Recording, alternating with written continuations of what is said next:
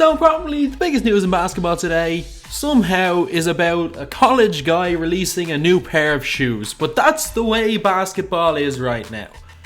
People care more about Lavar Ball than they do about Kawhi Leonard. Don't try to argue it because it's true. So after all of the major shoe brands decide not to allow Lonzo Ball wear their shoes because he wanted a big baller brand, he decided to release his own shoe. So the big baller brand actually released a shoe. And this is what it is. And you might be thinking, okay, this isn't that bad a shoe. Till you realise it's basically the Kobe 5s. Basically the same as the Kobe 5s. And then you might be thinking, okay, but maybe it'll be a well-made shoe, which it probably will be. But if you look at the price, it is $495. So let's react to a little bit of his video right now. The video that he released about Big Baller Brand. It was all a dream. Growing up, my brothers and I always talked about playing in the NBA one day. We always talked about having our own signature shoe. Yeah, and if you didn't want Big Baller Brand, you could have had your own signature shoe anyway, so. This entire process has been a blessing. I'm humbled by the position I'm in today, and I'm thankful for everyone that helped me get here. Why not the norm? Because normal's boring. No, normal's not $500 for a pair of shoes. There's boring and there's ridiculous. Lonzo hadn't been seen as ridiculous until this. Obviously Lavar was ridiculous, but oh my god, this is the fact that he didn't say anything and is just letting this happen is just ridiculous. At the end of the day, it's up to us, the athletes. We push the culture forward. No. The athletes don't push the culture forward, the consumer does, and if you're charging $500 for a pair of shoes, nobody will buy them. Movement allowing us to be entrepreneurs, not just endorsers.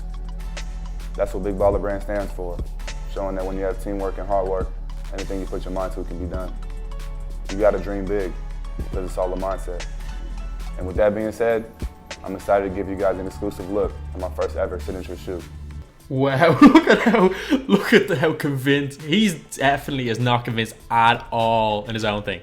Lonzo Ball genuinely looks less lifelike in this video and less enthusiastic than a 2K My player is when they do speeches. He genuinely looks like an NBA 2K My player. It's obvious he does not believe in this at all. He doesn't believe in this at all. It's so obvious. I get that he wears number 2. But why call him the ZO2? So what happens with his next shoe? Is it going to be the ZO3 or the ZO22? ZO22? Who knows? It's just not a good name. Oh, when all this is said and done,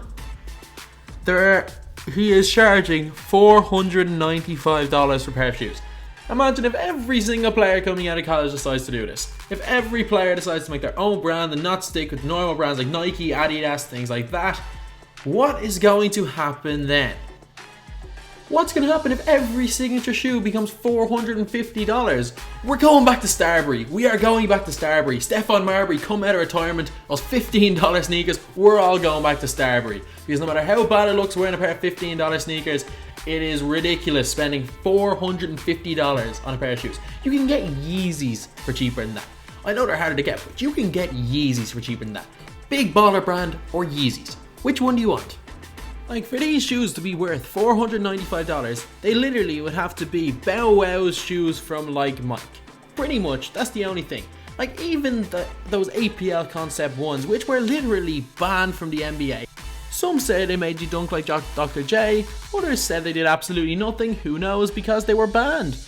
But they were still $195 cheaper than these Lonzo Ball shoes. And to be honest, I think most people wouldn't be caught dead wearing anything Big Baller Brand. So anyway, that's the video. Thanks for watching. Please like, comment, and subscribe.